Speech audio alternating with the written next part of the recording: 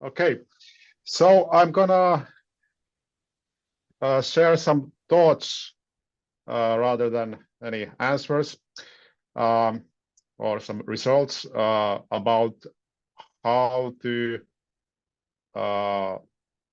develop and innovate in the future in the control environment agriculture field or indoor agriculture field. And yes, I'm from Metropolia University of Applied Sciences. Uh, uh, we are located in the Helsinki, in 4 campuses in the Helsinki region. And I've been here working as a project manager now for a bit more than a year. And so, yeah, I have a background in, I've been doing commercial vertical farming in a small scale, actually here at Metropolia for a few years, so 3-4 years. Well, we quit the operations in 2022, so more than a year and a half ago, and we were located in this urban farm lab, which is here in Vantaa.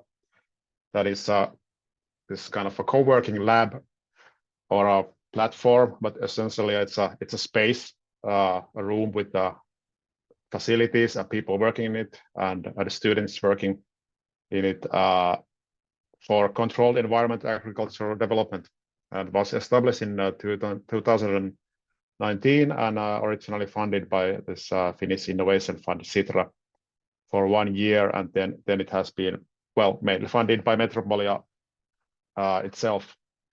And initially there was 5 companies, so this little garden that I ran with 2 other shareholders and Helsiani, so the Cube Insects and Aeropod had this aeroponic cultivation, and then the 5th company was Redon, who had this nutrient recycling and also hydroponic hops. So there was a combination of a bit different kind of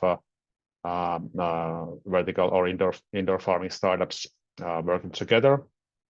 And after that there has been many other companies involved, mainly small companies and startups, but some technology companies as well. And the space and the concept is it's for research, development, innovation, and learning. So the students have a big role in general here in Metropolia, but especially in this urban farm lab and other similar, like these garages for robots and IoT, and we have this similar kind of spaces and workshop spaces for students and companies here at the campus. So yeah, it did gather a lot of buzz and interest, especially in the beginning. But now, after 5 years, the situation has evolved and changed in the field of indoor agriculture. And yeah, here are some pictures from the past years. So there's chilies and yes, our basil. Then some not sure if there are potatoes or sweet potatoes grown aeroponically, and some barley that was grown for a company that developed this machine vision. And but yes, I'm looking at this now a bit more from the kind of commercial side and from the side of how to actually develop indoor farming into a business or a sustainable business. So as you might know, there has been this certain kind of bubble, kind of a startup bubble with the field, that there have been many startups and companies in Europe and in US that have some of them have went bankrupt, or some have reduced their operations remarkably. And the story in Finland has been pretty much the same, that there are many companies that just haven't made it, my company included. Albeit there's a lot of less money being around in Finland, but anyways, and there are many reasons, but my opinion, the main reason is that there just isn't, for such business models they were built on, there just isn't demand for them. So in put it in simple terms, that herbs grown with LEDs, they're just herbs for the consumers. And like if you have a greenhouse here 100 kilometers from Helsinki, so it's local enough. You don't have to grow the herbs or anything else in a city to present it as local food for consumers. So because it's, the product that is coming, the end product, it has to be taken in count that what's the end product and how the consumer sees it, and what price can he put on it. Very simple things after all. But there are other things as well. So the saturated markets for leafy greens here in Finland, there are many. You can get a lot of quality Finnish leafy greens from the market. This kind of startup, establishing an indoor farming startup, you need relatively heavy investments just to make up any kind of experiment. And there's this disability, or it's difficult to make this kind of lean startup iteration. So make a to do it to do experiment the thing all over and all over again, since you have to do these investments. And well, one thing has also been like the importance of energy efficiency that was shown in the last presentation as well. So especially with the higher energy prices, and in general it hasn't been efficient enough. So it takes taking into account the lighting and the climate control and everything. So that has been one reason, and then some usual startup fails, like money, time, and human capital spent on wrong things.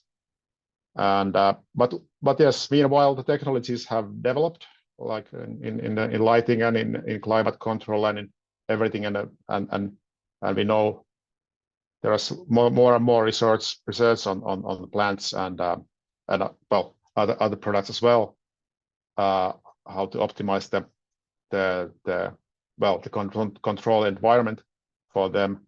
And there are some more elaborate business models also starting to emerge. And what we are doing now, so the Urban Farm Lab is still going strong, but it's about to open up as a renewed version. So now we have a small regular staff and also some financial resources, like on a yearly basis. And yeah, we're gonna have these 2 new growing chambers. I'm gonna show a few pictures from them, and well, they are gonna have, like, at least we hope, full this kind of dynamic climate control. So the climate control can be, or the climate can be controlled like smoothly. I mean, meaning the temperature and humidity, and also full monitoring of the air and substrate parameters, adjustable lighting, I mean the spectrum and intensity, and also different kind of like programs for the lights, and also build this modular growing racks, so we can adapt them to different kind of plants and production schemes. And yeah, and who is this for is important question. So not just startups, because well, Finland is also a small company. You can't expect to have like a huge amount of like indoor agriculture startups every year. And there's always some, but still, like, we also have to think about what are our market, who are we providing these services for. So the greenhouse farmers, there are strong greenhouse farming, like there are big successful greenhouses in Finland, even though they have also had the challenges with the energy prices and other expenses, and yeah, technology providers, startups still, and also food processing side, like algae and what all kind of new kind of processes we can adapt, as we have also the food laboratories here in Vantaa campus, and then to find some new products like medicinal and money crops, niche markets, off-season products, high nutrient products. Of course, they are more easily said than done, but still we have to look into new ideas. Yes, and the artificial intelligence and IoT driven constant learning. So we have some capacity for this, but it's still, we need to prove it that we can actually build this or integrate this to our learning environment. So but it's very important. I mean, without that, these complexities that the the optimizing of the growing environment keeps delivering. So without the artificial intelligence and this full monitoring of different parameters, it's not going to happen. And our first pilot where it's already starting here. So we're gonna grow this winter strawberry, meaning that we have a lot of strawberry in the summer for sale in Finland, but like for nine months, not fresh strawberries. Also some expensive ones from I don't know where they come from some southern Europe, which aren't very good. And so there should be a market potential for strawberry, and we are about to do a case for it for the Finnish and Nordic markets. And yes, here we have some pictures from the how the space looks like today. So it's been, well, actually it's been the whole 5 years, it's been somehow under construction. There's always something happening. So but I hope we're going to have this opening in a few weeks, in 16th of May. So I hope we have the space in good conditions, and the strawberries you can see on the down right. So we're going to move them to the climate chamber on the top left. So we have those climate control rooms above these two climate chambers, and the chambers themselves are for where we put the plants or some other products in the future. And everything is built by ourselves, our students and our staff. So that's kind of course we have copied a lot of things from like Holland and from other places, and that's the, well, it's about learning. It's about copying and learning and doing it yourself. And yeah, just the last slide, some ideas that we have now. So how to find innovations. So I believe that we want to, of course, we want to work for some greater ambition. For example, well, sustainability, climate resilience, and environmental issues, well, and food security. But within those kind of criteria, we should find real life problems. So be it consumer doing some decision at grocery store, or a greenhouse farmer calculating energy prices, or anything. So we should be, we need to look for ideas constantly. And we can use these basic lean startup methods, business model canvases for anything. The point is to find a lot of ideas and test them before spending time and money on the R&D. Because, for example, the growing strawberries and making the experiment how much yield we can actually make, it takes 7 months. It takes a lot of planning work and care for many people. So I think we have a case for why to study it, but we have to do this like we have to have a good kind of idea of why we are doing it.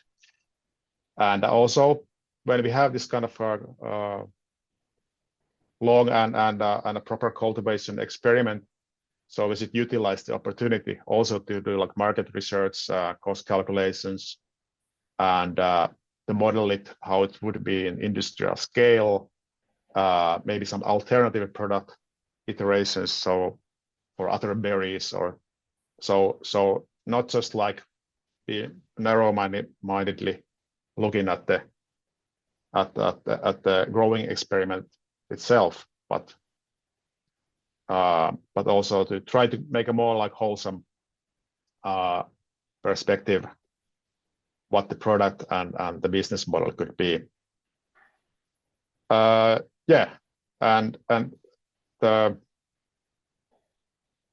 idea is to find small problems that need solving, and we should trust that they'll eventually lead us to solve bigger problems. And yes, we are very open for all kinds of collaborations. So we are open platform for companies, organizations, students, individuals.